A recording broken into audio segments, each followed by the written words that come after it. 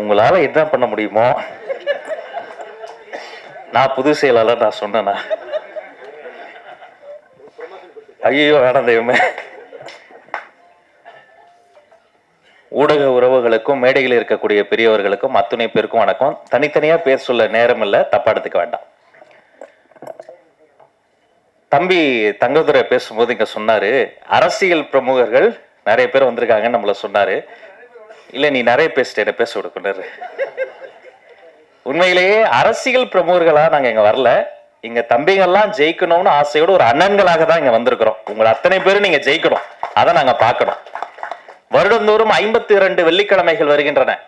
52 வெள்ளிக்கிழமையில எனக்கு ஒரு வெள்ளிக்கிழமை வந்துடாதான் நான் ஜெயிச்சிட மாட்டேன்னா, என் அப்பா அம்மா பாத்திர மாட்டாங்களா, என் பொண்டாட்டி புள்ள பாத்திராதா என்ற நம்பிக்கையோடு கண்ணறைய கனவுகளோடு ஓடி திரியும் சாலிகிராமத்து கனவு தொழிற்சாலை குழந்தைகளில் உருவந்தான் தினேஷ் லட்சுமணன். அவர் கதை சொல்ல சொல்ல அவ்வளவு ஆச்சரியமா இருக்கும்.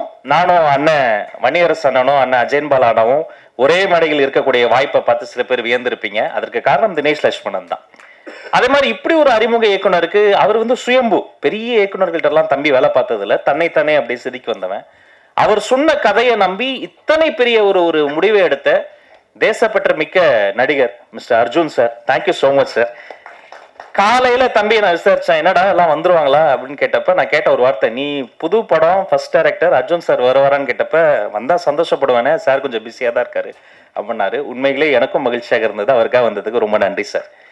அவரை பத்தி நிறைய நீயே ஒரு கோனார் நோட்ஸ் போற அளவுக்கு பேசிட்ட. நடிகை ஐஸ்வர்யா ராஜேஷ் நடிகைக்குன்னு போட்டப்பட்ட எந்த வட்டத்துக்குள்ளும் அடங்காமல் சிறகடித்து பறக்கக்கூடிய ஒரு சுதந்திர பறவையா தான் அவங்கள பாக்குறேன். அவங்களுடைய உழைப்பு ரொம்ப பெருசு. அதுக்கு மேல சொன்னா கதையை ஏன் சொன்னீங்கன்னு அவர் கோச்சுக்குவாரு. நான் ரொம்ப வியந்தது, இந்த படத்தில் குழந்தை நட்சத்திரமாக நடித்த பேபி அனிகா. அவங்களுக்கு ஒரு அரங்கம் நிறைந்த பாராட்ட தந்தாகணும்.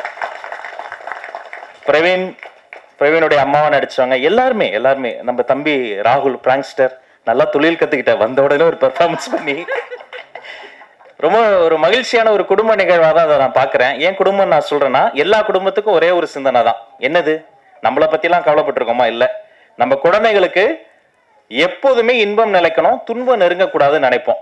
இப்ப பெரியவங்களுக்கு ஒரு பிரச்சனை வைங்களேன், அதுல கூட யாருக்கு பெரிய பாதிப்புனா வீட்டுல இருக்க குழந்தைகளுக்கு தான். ஒரு குழந்தைக்கு பாதிப்பு வந்தாலும் யாருக்கு பாதிப்பு? அந்த குழந்தைக்கு தான்.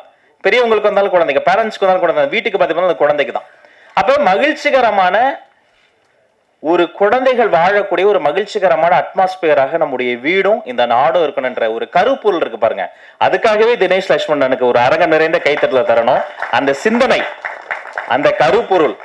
நான் படம் பார்க்க போனப்ப நானும் வன்னித்தோழரும் உட்காந்து பேசிக்கிட்டு இருந்தோம். பயங்கர அடிதடியா தான் போச்சு, திருடலா போச்சு, என்னமோ பண்ண போறாரு, என்னென்னவோ வந்தது.